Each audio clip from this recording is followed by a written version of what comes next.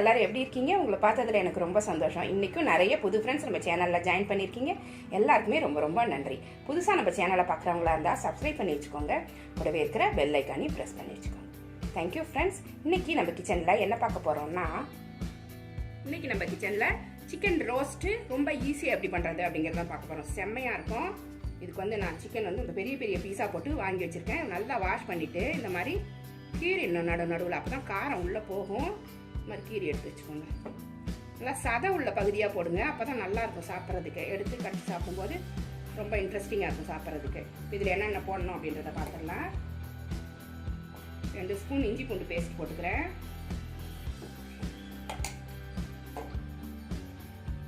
அரை ஸ்பூன் மஞ்சள் பொடி, நல்லா 1 ஸ்பூன் மிளகு பொடி போட்டுக்கோங்க.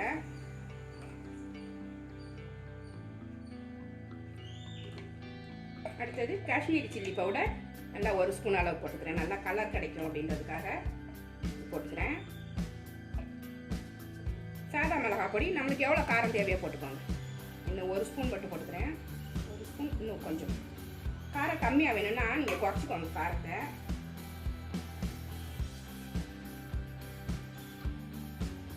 கரம் மசாலா சின்ன ஸ்பூனாக இருக்கிறதால 1 ஸ்பூன் போடுறேன். சின்ன ஸ்பூனாக இருக்குது அதனால 1 ஸ்பூன் போட்டுக்கிறேன்.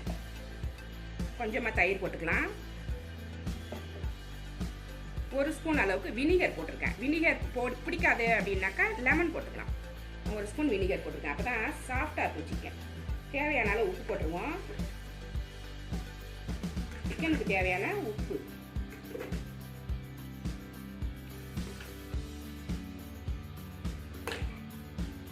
இதில் 2 ஸ்பூன் மைதா,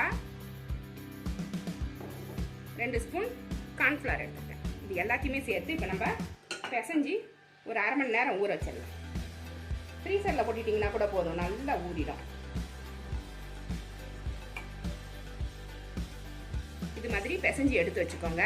நல்லா உப்பு காரம் எல்லாமே பிடிக்கிற அளவுக்கு எல்லா சிக்கன்லேயும் நல்லா பிசைஞ்சு எடுத்து வச்சுக்கணும். இதை ஃப்ரீசரில் போட்டால் அரை மணி நேரம் போதும், சீக்கிரமாக ஊறிடும். அது நல்லா உப்பு காரத்தெல்லாம் உள்ளே இழுத்துக்கும். ஃப்ரீஸ் பண்ணுறதால நல்லா உள்ளே இழுத்துக்கும். வெளியில் வச்சிங்கன்னா 1 ஹவர் வைக்கணும். இது நான் ஒரு அரை மணி நேரம் ஃப்ரீசரில் போட்டு எடுத்து வச்சுக்கிறேன். சிக்கன் அரை மணி நேரம் ஊறிடுச்சு. இப்போ பொரிக்கிறதுக்கு எண்ணெய் சூடு பண்ணியிருக்கேன். சன்ஃப்ளவர் ஆயில் ஊற்றி சூடு பண்ணியிருக்கேன். அதில் ஒவ்வொன்றா எடுத்து வச்சிடலாம்.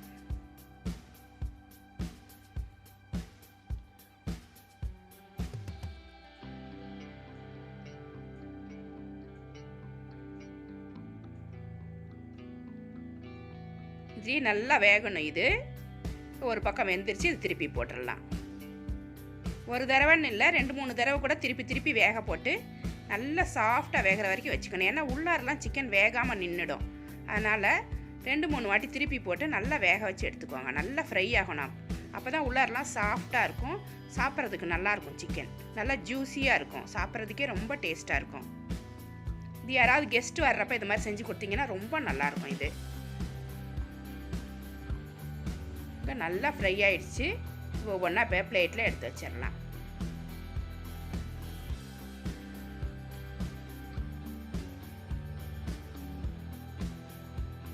இது ரொம்ப ஈஸியாகவும் செஞ்சிடலாம். ரொம்ப டேஸ்ட்டாக இருக்கும். ரொம்ப ரிச்சாகவும் இருக்கும். இதெல்லாம் கெஸ்ட் வர்றப்ப இந்த மாதிரி செஞ்சு கொடுக்கும்போது ரொம்ப நல்லா டேஸ்ட் பண்ணி சாப்பிடுவாங்க.